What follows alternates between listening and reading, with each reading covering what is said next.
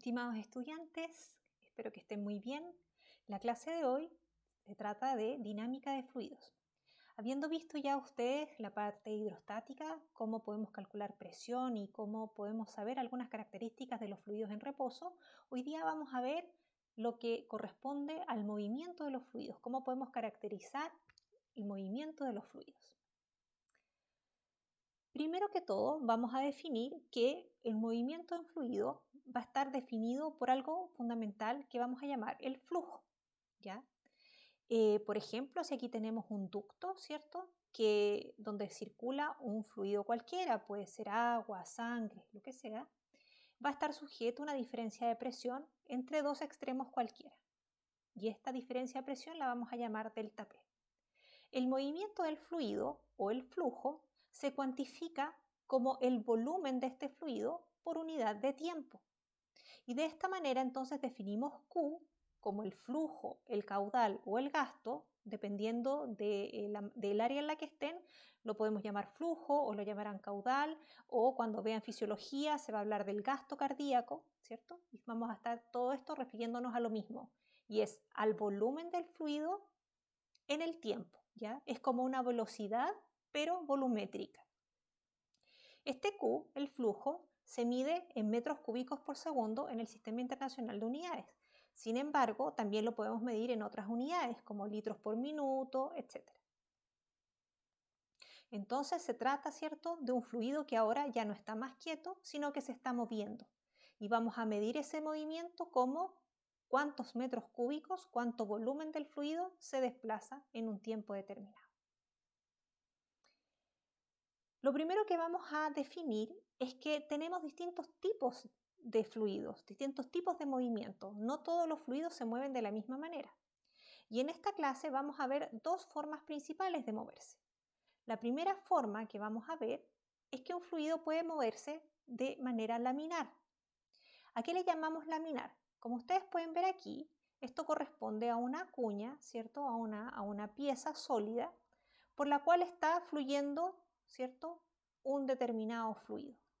Si nosotros inyectáramos una tinta en distintas partes de este flujo, ¿cierto?, de este fluido, veríamos que esta tinta, ¿cierto?, dibuja líneas alrededor de este objeto. Cuando esto sucede, nosotros vamos a decir que el fluido fluye de manera laminar o es un fluido laminar, porque las líneas de flujo, que son cada una de estas líneas que dibuja, ¿cierto?, donde yo inyecté la tinta, veo que siguen un cierto camino, que son las líneas de corriente, y que estas líneas no se cruzan, sino que se desplazan como un puñado de naipes, ¿cierto?, que va cada uno por su línea, pero no se entrecruzan entre ellas.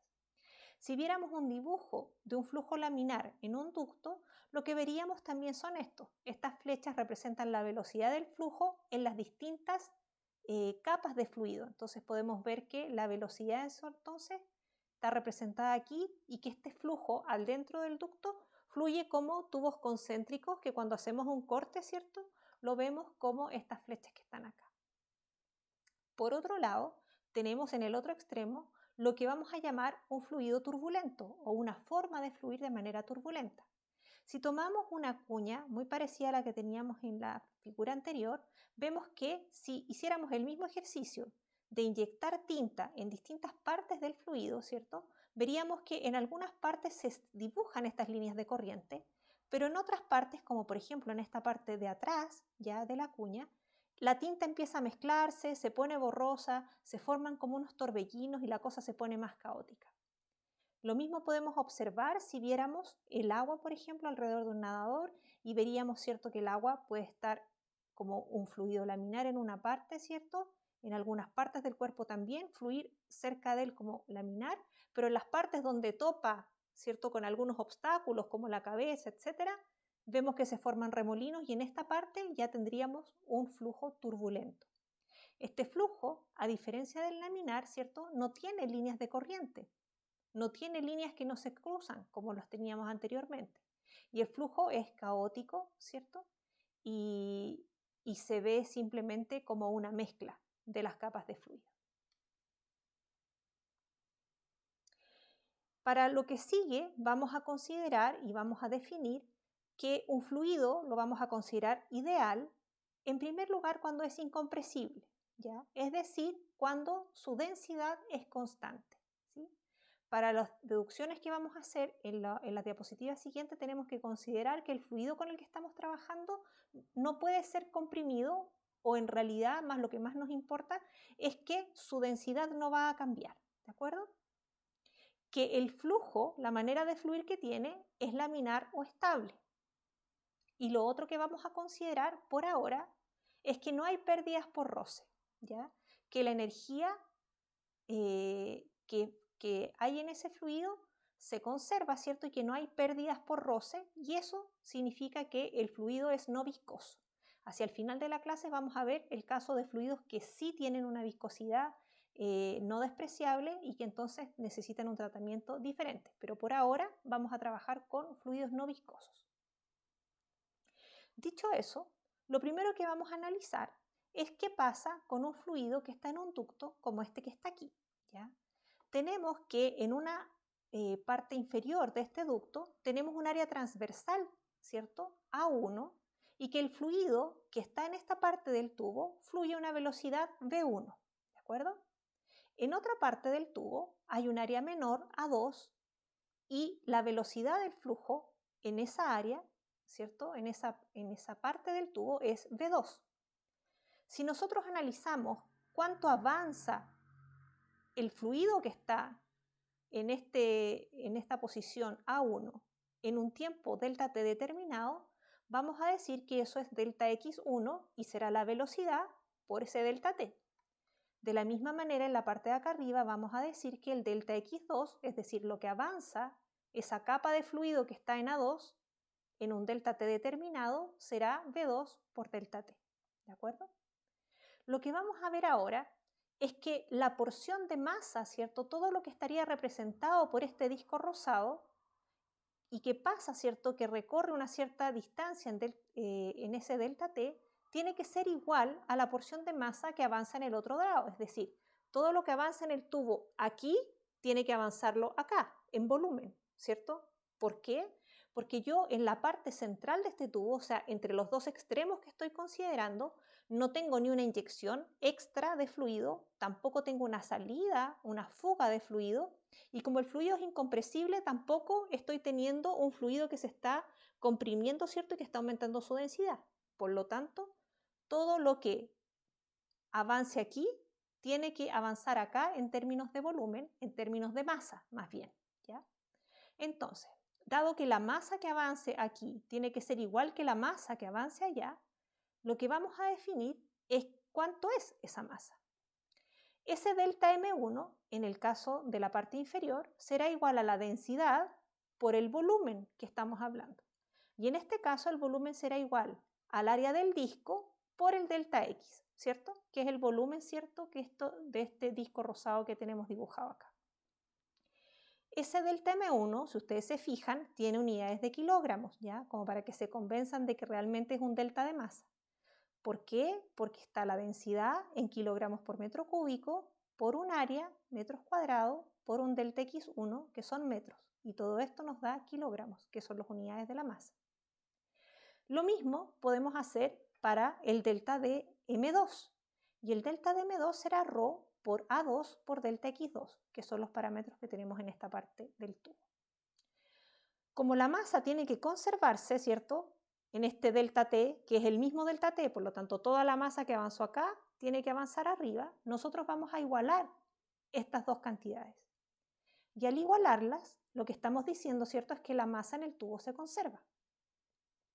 Al igualar las expresiones, ¿cierto?, vamos a reemplazar lo que teníamos arriba, vamos a recordar que delta X1 es V1 por delta T, y de esa manera vamos a llegar a la siguiente ecuación, que nos indica que el área 1 por la velocidad 1 es igual al área en 2 por la velocidad en 2. Esta ecuación es muy importante y la llamamos ecuación de continuidad. Si ustedes se fijan, la cantidad A1 por V1 corresponde al flujo, corresponde al volumen por unidad de tiempo. Por lo tanto, lo que nos indica la ecuación de continuidad es que el flujo se conserva, es decir, el flujo en esta parte del tubo es igual al flujo en esta otra parte del tubo. Lo otro importante que nos indica la ecuación de continuidad es que si estoy en una parte más ancha del tubo y tengo una velocidad determinada, cuando vaya a una zona que es más estrecha del tubo, con un área transversal menor, ¿cierto?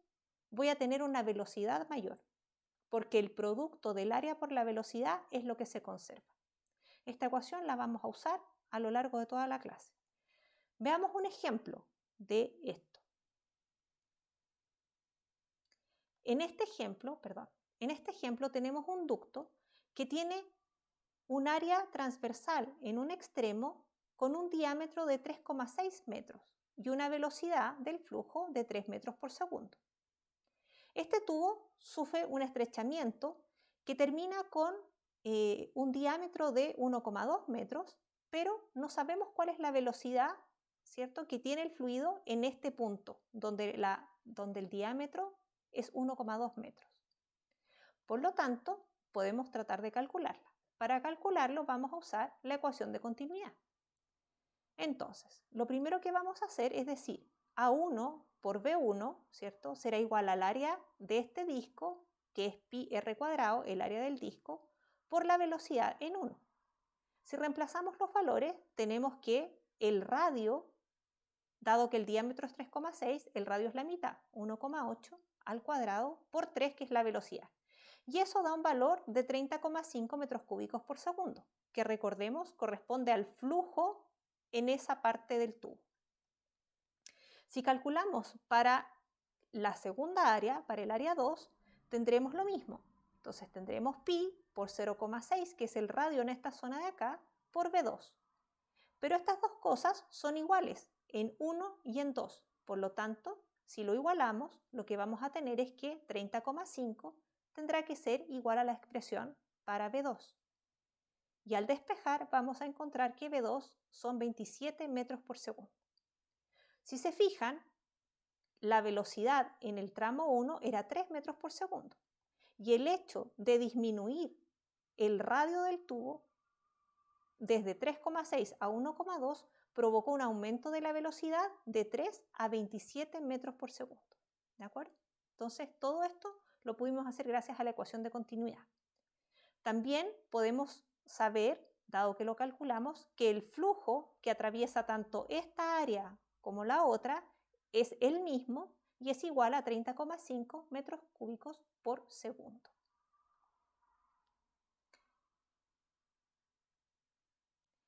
Este hecho es muy importante también en fisiología, porque ustedes tienen que, en el caso de la circulación, tienen que de repente arterias o venas que son grandes se dividen en muchas venas más pequeñas hasta llegar a los capilares, y esto hace que el área transversal sumada, ¿cierto?, de todos los capilares sea mucho mayor que la que trae la arteria principal o el vaso principal. Por lo tanto, en la medida que el área transversal aumenta, cuando yo estoy teniendo muchos capilares juntos, ¿cierto?, voy a tener un área total transversal que es mucho mayor que la que traía en mi vaso principal. Y eso hace entonces que el área en esta parte donde ya hay puros capilares sea mucho mayor que la que tenía yo cuando venía en mi vaso principal. Sin embargo, a raíz de eso, la velocidad de la sangre, a medida que voy pasando, por ejemplo, aquí está la aorta, de las arterias, las arteriolas, los capilares, la velocidad baja mucho. Y eso tiene una importancia fisiológica que ustedes van a ver el próximo semestre. Entonces, esta ecuación de continuidad nos permite también darnos cuenta de que en el organismo ese aumento de área total que tenemos cuando el flujo se divide en múltiples vasos hasta llegar a los capilares, viene con una disminución de la velocidad que tiene una importancia fisiológica también.